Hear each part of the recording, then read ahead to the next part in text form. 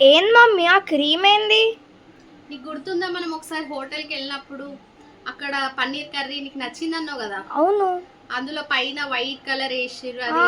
అదే ఇది fresh cream. ఇది ఓకే. బటర్ పన్నీర్ కర్రీ అన్నమాట. హోటల్స్ లో రెస్టారెంట్స్ లో ఇది వేసే చేస్తారు బటర్. ఇది అందుకే అంత టేస్టీ ఉంటది. నువ్వు అడిగినందుకు నాన్న ఈసారి క్రీమ్ అయితే తీసుకొచ్చిండు, బటర్ ఇంకా ఇది. నీకు నచ్చినట్టుగా నేనైతే చేసినాను. ఇగో పన్నీర్ కర్రీ. అంత బాగుంది. వేడి పన్నీర్ కర్రీ.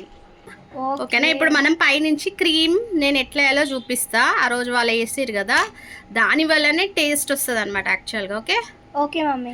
వాళ్ళేమో కలర్ వేస్తారు యాక్చువల్గా, మనం ఇంట్లో న్యాచురల్గా చేస్తాము. వాళ్ళు రెడ్డిష్గా కనిపించడానికి వాళ్ళైతే కలర్ వేస్తారు, మనకి అందుకే కలర్ తక్కువ అయితే ఉంది ఇందులో. ఓకేనా హర్షిత?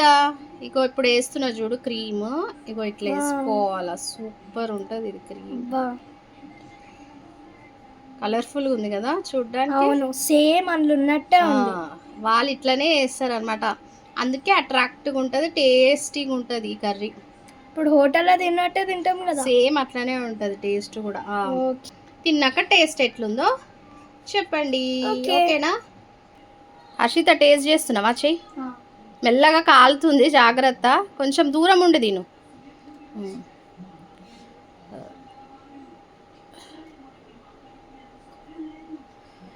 బాగుందా? సేమ్ రెస్టారెంట్ లో తిన్నట్టే ఉంది మమ్మీ. ఓకే, మస్తు బాగుంది నిజంగా, సూపర్ ఉంది. Thank you. మీకు కూడా ఫుల్ రెసిపీ కావాలంటే కనుక కమెంట్ బాక్స్లో కమెంట్ చేయండి, ఫుల్ రెసిపీ అయితే చేసి చూపిస్తాను. నా ఛానల్ ఎవరైతే సబ్స్క్రైబ్ చేసుకోలేదో చేసుకోండి, లైక్ చేయండి, షేర్ చేయండి. Bye bye.